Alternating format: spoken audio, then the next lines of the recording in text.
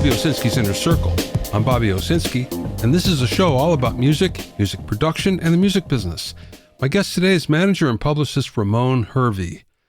First of all, you've probably all heard about the Twitter fiasco that's happening right now, with Elon Musk taking over and changing a whole lot and actually having Twitter on the brink of either going bankrupt or maybe just going away. This shows us one thing, again, over and over, that we see that most artists kind of overlook, and that's you can't rely on a social network as your main online presence. Now, of course, Twitter isn't a huge online presence for most musicians, most artists, most songwriters, most bands. Doesn't matter, because this applies to just about every single one of them. The only thing that you can control is your website and your mailing list. You can't control any social network. You don't know when they're going to do an update. You don't know when they're going to change things in such a way that you might lose all your followers, and we've seen that happen on many social networks in the past. So for instance, right now, everybody is focused on TikTok, and understood because it's the hottest property right now, but the fact of the matter is, that might go away with the increased government scrutiny that is going on because it's a Chinese-owned company, and what's happening is collecting all sorts of data on U.S. citizens, and of course that could be dangerous. So if your entire online world is centered around TikTok or Facebook or Instagram or you name it, the problem is what happens when that changes. And we're seeing this play out right now with Twitter. Remember, you cannot control any social network.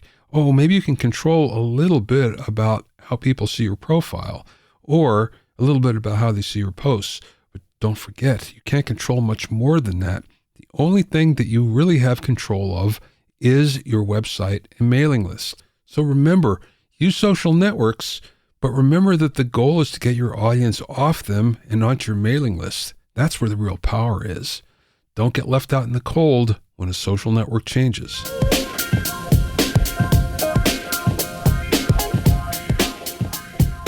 If you have any questions or comments, you can send them to questions@bobbyowsinski.com. Also, I'm pleased to announce that the 5th edition of my Mixing Engineer's Handbook is now available. It's totally updated and includes new sections on mixing and immersive audio, self-mastering, new mixer interviews, and much more. Get your copy at a special discounted price at bobbyowsinski.com/handbook. That's bobbyowsinski.com/handbook. You can also find it on Amazon and Apple Books. And remember, you can learn all about the latest in music, audio, and production news when you sign up for my newsletter at bobbyowsinski.com. There you'll also find out about openings for my latest online classes and special events. That's bobbyowsinski.com.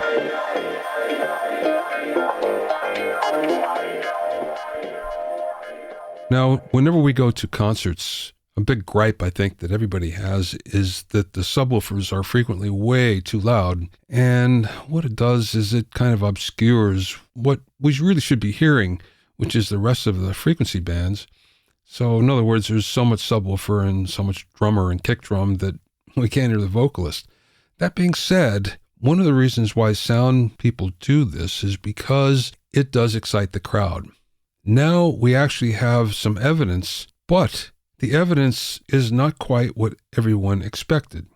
McMaster University in Ontario, Canada, just did a study to find out exactly where those frequencies are that excite people, and what they discovered, it was very low frequencies that went from 8 to 37 hertz.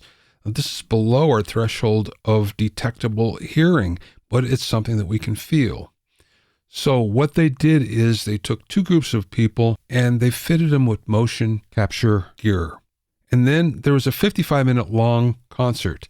What they did is they turned the VLF, the very low frequencies, they turned them off and on every 2 minutes and 30 seconds. So it was 2 minutes and 30 seconds on and 2 minutes and 30 seconds off.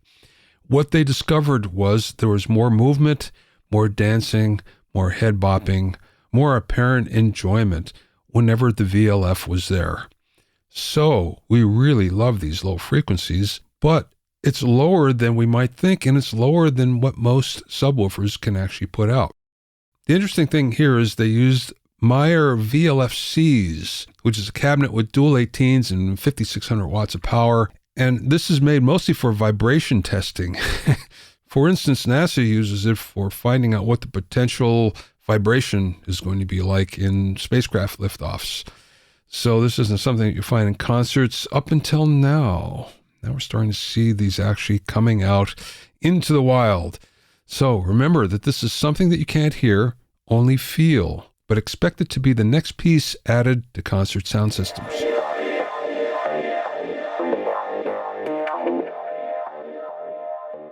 My guest this week is Ramon Hervey, who's worked as a highly regarded entertainment manager, brand consultant, and public relations specialist with a diverse and impressive roster of entertainers that covers a wide spectrum of music genres, ranging from pop rock, rhythm and blues, hip-hop, jazz, and gospel.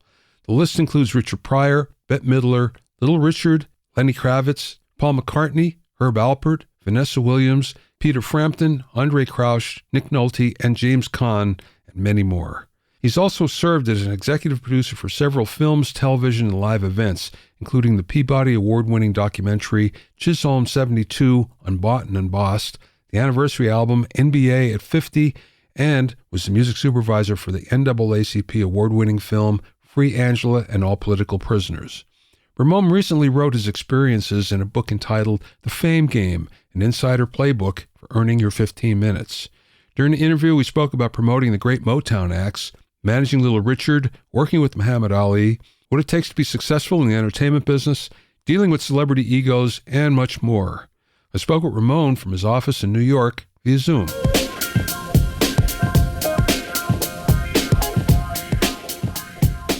Before you became a talent manager, you were a publicist, but I'd like to hear your backstory before then. How did you get to the point of being a publicist? I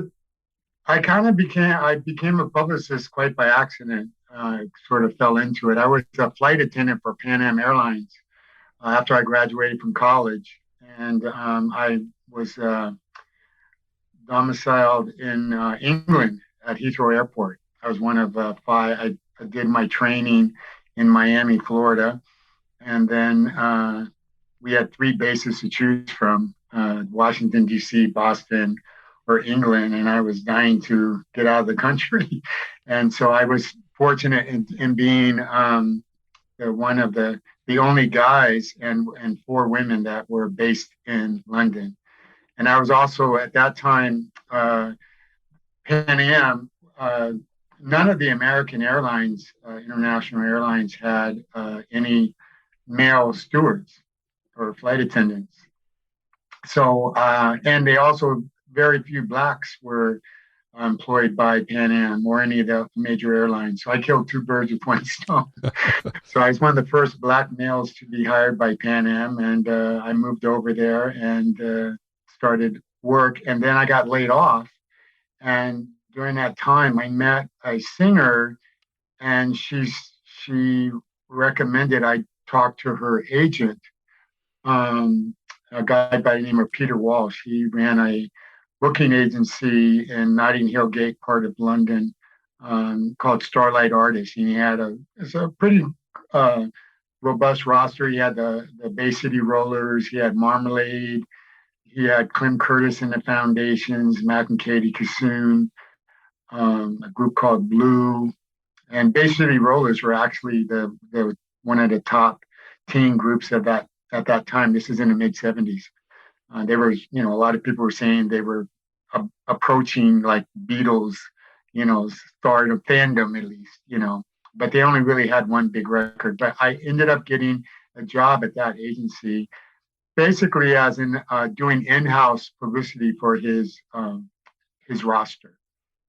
And then while I was there, I also started to work with. I got an offer to work as a editor of a couple of music magazines, because what a lot of people don't realize is the Bay City Rollers, their album was produced by two guys, Bill Martin and Phil Coulter. And they actually produced with session singers the whole album, and they did two albums. And then after the Bay City Rollers got successful, they fired these guys. And they had another album in the can, So they went and got 5 new people to record, to basically front the second Bay City Rollers album. And their name was Kinney, and they became very popular. And I started doing publicity for them. And one of the editors of this magazine called Poster asked me would I come and run his magazine. And so I thought, well, great, that sounds like a fun thing to do. And so I took that job and I was an editor for that magazine. And it was a very small staff. It was just like me. We had an art director, he didn't really do anything, but he had the money.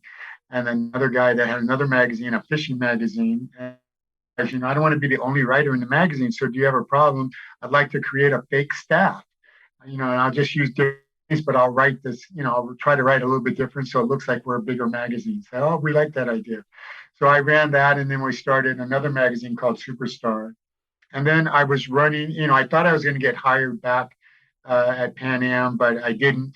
So I stayed there, and then I had to make a decision whether I should stay and really become like a British citizen. I was almost there for 4 years, or come back to the States. And that's when I decided to come back. And I got a job at Motown, was my first entry position in the music industry in the States.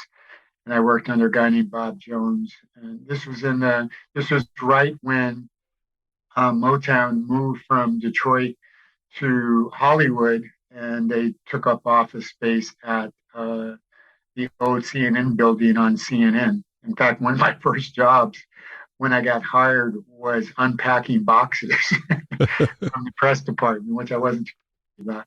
But I worked, as a junior publicist there and a writer there. Marvin Gaye, Stevie Wonder, Diana Ross, Jackson 5, the Supremes, the Commodores, David Ruffin, Eddie Kendricks, Dennis Edwards, Junior Walker and the All-Stars, Thelma Houston. I mean, it was just Grover Washington Jr. I got to work with a lot of, I wasn't, the way Gordy had it, he had like a strata within the business, so that my main responsibility was working with Black press. And then there was a guy named Mike Roshkin who was vice chairman, and he really handled the bigger stars like Stevie and Marvin and Diana. And I wasn't allowed, I found out after trying to pitch the Commodores to Newsweek that I wasn't even allowed to call Newsweek. I almost got fired over doing that because I just thought the Black press was great and I wanted to support the Black press, but I thought, what could I do to elevate my position within the company? And I decided, if I could get a piece in a bigger magazine, a magazine outside of the Black sphere. But no one ever told me I wasn't allowed to do that. So I pitched the Commodores, and the guy from Newsweek, he was shocked that I was calling him because I wasn't. He says, "Who are you? I never heard of you." And I said, "Well, I am a new guy here, blah, blah, blah." He goes, "Well, I'll get back to you." And he immediately called Mike Roshkin and said, "Who's this young kid calling me, blah, blah, blah." So, but so that's how I got my start in publicity and on the label side. And then after that, I went to Rogers and Caan Public Relations and got an entry-level position as well, working as a publicist. In fact, my first account, I was hired as a freelance writer because I got laid off from Motown. And I got hired to work on a project for Paul McCartney. And he owned the publishing to the entire Buddy Holly catalog. And he was doing a special week, a tribute week, to raise awareness about his songs in the UK. And my task was to put together a press kit that Paul could use. And so I did it. And Paul, he didn't call me and tell me he loved it, but he told the boss, who ended up being my boss, that he really liked it and that they were going to use it as is. And that ultimately led to, that was the caveat that got at Rogers and Caan, and I became a publicist there and got a chance to work with a lot of, really great, talented A-list artists there. And was that just music, or was that across different? Well, it started off in music. I worked with, besides McCartney, I worked with Peter Frampton. I worked with the Bee Gees, George Benson, Natalie Cole, Ashford and Simpson, Daryl Hall and John Oates, Herb Alpert, just a ton of music people. And then our division, we expanded into talent and not music. And then I started working on some other projects. I worked with Nick Nolte and Richard Dreyfuss and Bette Midler, who was, doing some acting, and some Richard Pryor. So I got it was a really great opportunity, because Rogers and Caan was the first major independent publicity firm in Hollywood. And the studios pretty much employed all the actors. And so they were managers, agents, and publicists. And the studio execs, they determined who was going to be a star and who wasn't going to be a star. And then Rogers and Caan became the first, where Robert Wagner and Paul Newman, Natalie Wood, people of that level were able to actually pay individual, paid publicists to do their work. And it also jettisoned the opportunity for managers and agents to represent major actors as well. So that company had a 50-year history, when I started working there. And I got great tutelage, and was able to, it opened a lot of doors for me working there. So how different was it promoting a music star, a music celebrity, against an entertainment celebrity, film, television? I think there's always been an inequity, because I think music, music is a universal language, and, nowadays it's consumed more than it has before. Artists are getting billions of views, YouTube, and but when you look at television and the outlets, music was kind of the bastard art form. You got less. There were tons of music magazines that serviced the music industry, but mainstream magazines, it was tough to get music artists in those magazines, especially to get covers or to get equitable space that would be equal to big, film and television stars. And even, if you got Tonight Show or whatever, you got 2 minutes and maybe a handshake, and that was it, So it was always tough because, they looked at it as sort of like a relief. It was almost like a commercial. We need something to break up the talk, so let's book a music artist, but it was never like, we want that artist we'll give that artist, the bigger artists, even back to the days of like Dick Cavett, and, when he had like Jimi Hendrix on and people like that, they gave, the bigger stars.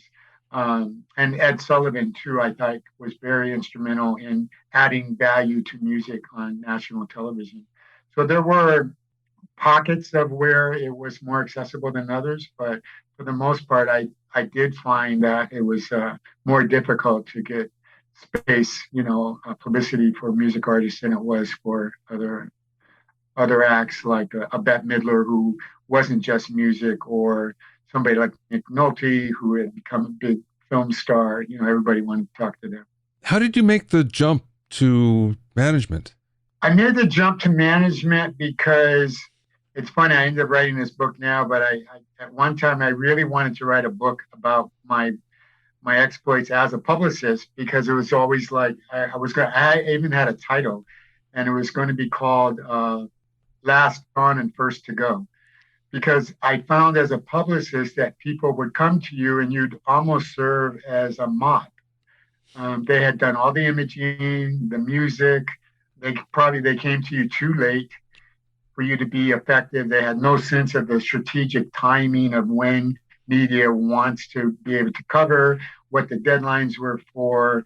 So I thought that a lot of the managers really didn't understand sell-through. In terms of marketing records, and they were Achilles heels in some respect, because they really, or the music wasn't right, or the music didn't match the image, and it was just like, geez, you guys, this whole project sucks. Yeah. It's going to be so hard to sell it because so many things that are wrong. And so I just decided that, I'd like to be in a position where I can be more of an orchestrator and have more creative freedom in what the final product would be. And a lot of times as a publicist, I didn't have that. Sometimes artists would rely on my input. They say, hey, I want you to listen to these tracks. Let me know what you think. But a lot of times it didn't happen. That was something that was off, that I wouldn't get the music until the manager finally decided it was okay for you as a publicist to listen. So I really made that transition to try to have more impact and take the risk. When you're a publicist, you get paid a monthly retainer fee. When you're a manager, you're really putting yourself out there on the limb and hoping that you can create, generate revenue so that you can get a commission off whatever the artist makes. But I thought, if I'm going to take a risk, I want to take a risk in myself, and that I can build the trust and collaborate with the artist to really make sure that we develop the right product. So you need an artist that believes in you before you can become a manager. So who is the artist? My first artist, that it kind of happened almost within a 6 months, within a year. But the first one, I guess, was Andrae Crouch. Andrae Crouch, I had done his public relations for maybe a year or so. And he goes, Ramon, I really like you. I'm not really happy with my manager. And my first thing whenever someone tells me that is why? Why are you unhappy with your manager? Because, a lot of times it could be like an argument. And I would say, well, that's an argument. You guys need to talk it out. You don't need another manager. You need to communicate. Let them know where you're, and there's many times I turned down opportunities because people had risk with their managers and they just wanted to jump ship. And I just said, I don't want to, if you're going to do that with them, you're going to do it with me in a matter of time. And so, but Andrae gave me my first break, and my first three artists that I managed, which was Andrae Crouch, Little Richard. Little Richard, I got an opportunity to represent him as a publicist because he had a book called Little Richard, The Crazy Art of Rock and Roll. And it was published by Crown Publishers. And I had done a very successful book publishing tour author tour for Bette Midler. For a book called Saga Baby Divine, and they called me and asked me would I be willing to read the galley for Little Richard's book, and I fell in love with the book, and I said, yeah, I would love this. This is really great. I'm a huge fan, and so I got an opportunity. And then because of the success of the book and the attention that it got, he asked me to manage him. And then I also ended up managing my ex-wife, who I got involved with her as a publicist as well, and that was all within probably around a year that I launched my management company based on those three artists initially. I noticed that one of your management clients was Muhammad Ali. No, I never managed Muhammad Ali. What I did with Muhammad Ali was I got an opportunity to work with him initially because I was good friends with his lifetime personal photographer, a guy by the name of Howard Bingham, who shot him. He's shot many, many amazing pictures of Muhammad Ali over the course of his year. They were really good friends. And Howard was running for an assemblyman position in Los Angeles. And he called me up and he said, hey, Ramon, I'm running for this. And Ali he said he would do something for me. And I want to try to take advantage of it, but I don't know what to do. And he said he would help me. And so we came up with the idea of doing an exhibition. And Ali, which I ended up producing an exhibition fight, where he would do this. He would go a few rounds with. He did it with Marvin Gaye, Sammy Davis Jr., Richard Pryor, and Burt Young, who had starred in the the first Rocky movie. And so we put together this exhibition event where Ali fought these four people, and it was at the Olympic Auditorium, the very famous boxing auditorium in Los Angeles. So that was my first job really working, because I had to, get approved by Ali.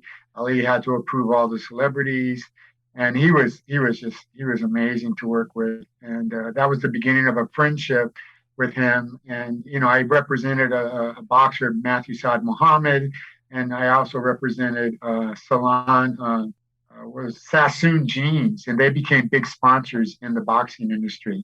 And Ali would come to anything that I asked to come to whenever we did a party for them. And we just became friends. And then I worked for him on an international children's book festival or something that he had agreed to support. Some British guy, I can't remember the name of the guy. So I got a chance to, talk to him and he never officially paid me because I did that other thing for Howard. And I don't even remember.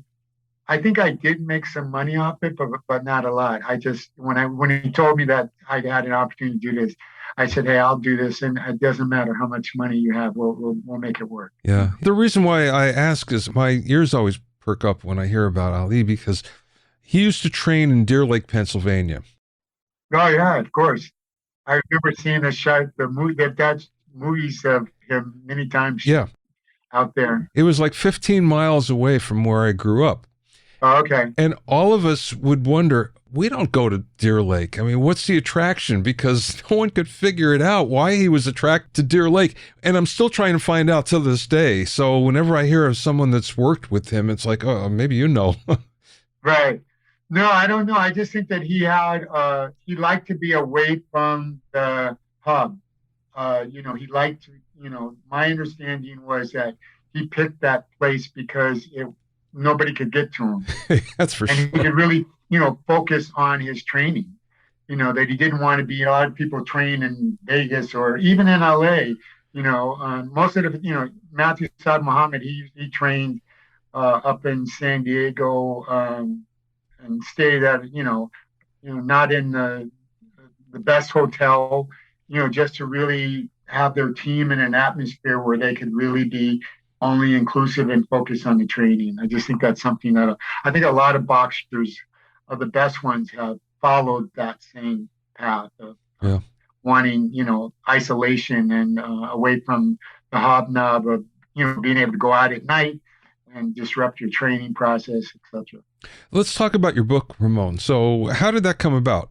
Well, over the years, a lot of people say, wow, you have such great stories. And, I told them, different accounts of different things that I, encountered working with a lot of famous people. So you should do a book. And I go, yeah, I don't know. And I always kind of like, I don't know. I don't really, and I didn't want to do a memoir. And then a friend that I had played around with the idea, but I was trying to come up with a concept, a theme that I thought would resonate and something that I could speak to that wasn't, I didn't want to do a memoir because I felt like, even though I'm getting up in age, I felt like I still have a lot of time left and I felt a memoir would be premature.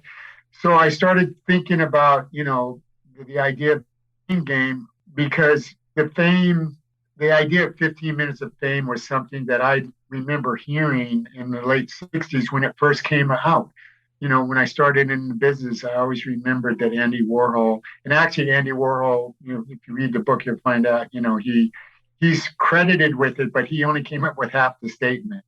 But it was a statement that was made during a photo shoot in Sweden where he was being shot by this well-known Swedish photographer, and there was a full-length windows, and there was a whole group gathering, oogling at him, and they were teasing each other, talking about, everybody wants to be famous, and then he said, for 15 minutes. But when I started working in the entertainment business, I used to assess it. I used it as a mantra. I used to analyze potential clients to see that I think they could get 15 minutes. I used it as sort of a way, or is this someone that's going to be like a one night track? Or is there something magical about them where they could get 15 minutes? Because I always looked at 15 minutes as if you can sustain it over a period of time and leverage it and strategize and extend the life. That 15 minutes is really important because our business is really based on reaching the top tier.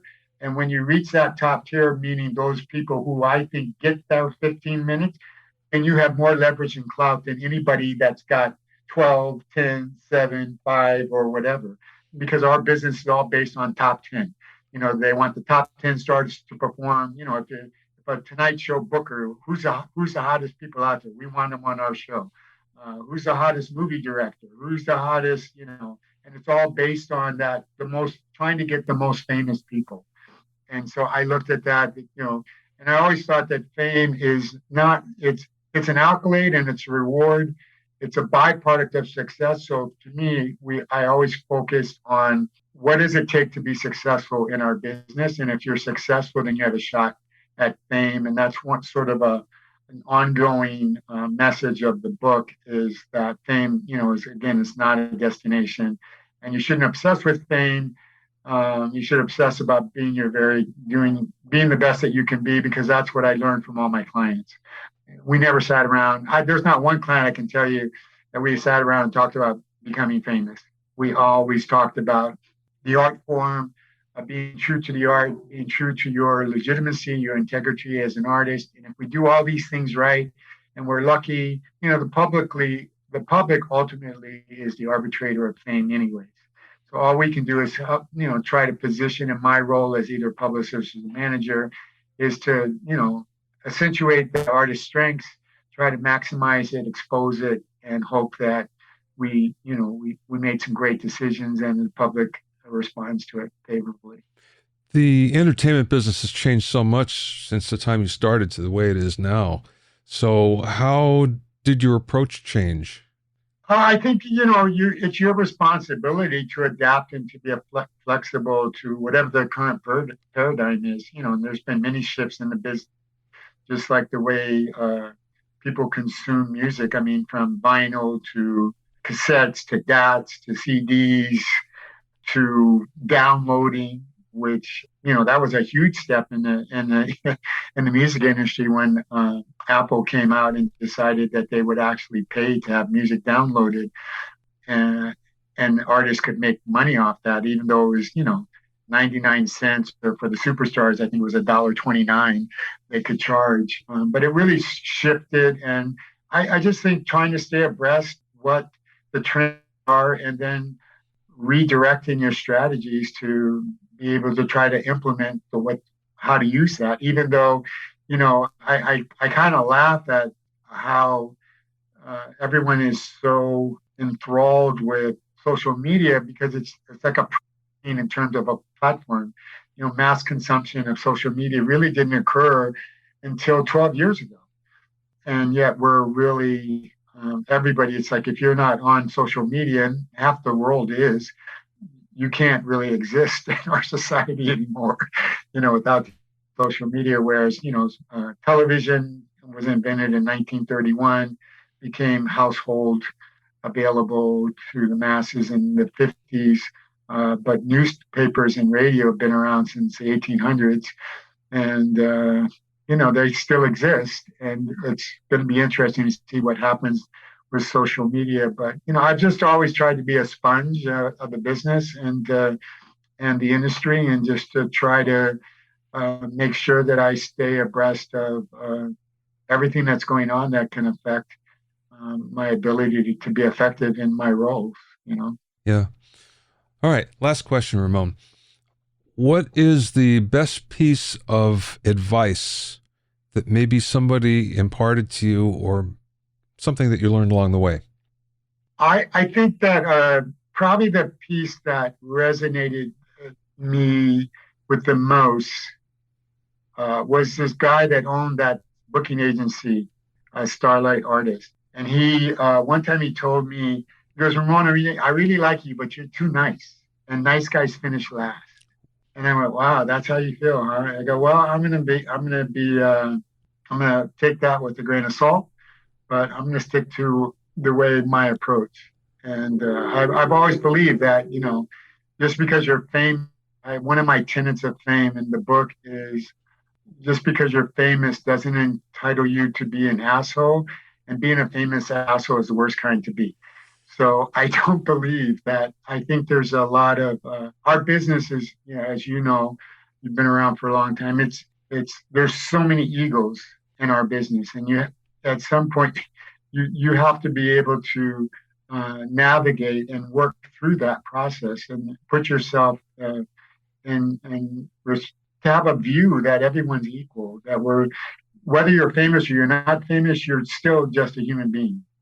And just because you do have a talent, and music is definitely a talent, it doesn't entitle you to mistreat people or to show disrespect just because you have a certain level of success that they may not have. And I do believe people can finish first.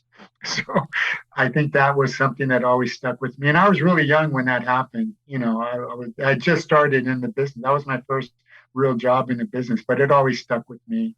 And I've always tried to just be fair and equitable in the way that I do business with people. How did you deal with artists, with celebrities that have big egos, and you almost have to in order to succeed? But how did you deal with that? I think people in my role are expected to be a calming force, a voice of reason. And at the same time, I think in order for people like me to do what we do, I think that for me, at least, I have to be authentic to myself. It's the same way that I say that, if you do become famous, don't let it define you, because you're not going to be famous forever. So what do you do when you're no longer famous? And I think for me, the authenticity and being able to exercise honesty with my clients, that to earn that respect helped me to form a relationship where they trusted and had confidence in my skills. And it was important for me, even if they didn't like it. And I never believed that it was our career. To me, whenever, I'm both jobs, whether you're a publicist or a manager, you're in the service industry. You're getting paid to perform a service. But at the same time, I believe that I want to be respected for my talents and my skill set. And I want people to know that my clients, meaning the artists, to know that if I believe in something, I'm going to tell you. You don't have to do it because it's your career. But I'll stand on my own, because when it comes back, and if that doesn't work, I don't want you to say that I didn't say anything. I'm saying that to myself, but I used to tell them, I said, well, I want to tell you this. You may not like it, but I want to be authentic with you. I think you're making a mistake, and I'll tell you why. And I'll tell you what I think we should do, but it's your decision. And I think for me, I think I gained more respect for speaking my mind and being honest than I would have been of just being a yes man and doing whatever they say. I think most artists are looking they have big egos and they don't like to be told they're wrong. But I do think that they're looking for people who will be transparent with them and be authentic and, give them sound advice that's not measured because you're afraid you're going to lose your job, or that they're not capable of listening to something that makes logical sense. Ramon's book, The Fame Game, an insider's playbook for earning your 15 minutes, can be found wherever books are sold. Thanks for listening and being in my inner circle. Remember, if you have any questions or comments, you can send them to questions@bobbyowsinski.com. Remember that you can learn all about the latest in music, audio, and production news when you sign up for my newsletter at bobbyowsinski.com. There you'll also find out about openings for my latest online classes and special events. That's bobbyowsinski.com. To listen to the episodes of Bobby Owsinski's Inner Circle, go to bobbyowsinski.com, select the podcast tab, or go to bobbyowinnercircle.com, or you can find it on Apple Podcasts, Amazon Music, Stitcher, Mixcloud, Google Podcasts, Spotify, Deezer, TuneIn Radio, Radio Public, and Podbean. At bobbyowsinski.com and bobbyowinnercircle.com, you'll also find a sign-up form for my newsletter and for alerts for new podcasts. This is Bobby Owsinski. I will see you next time.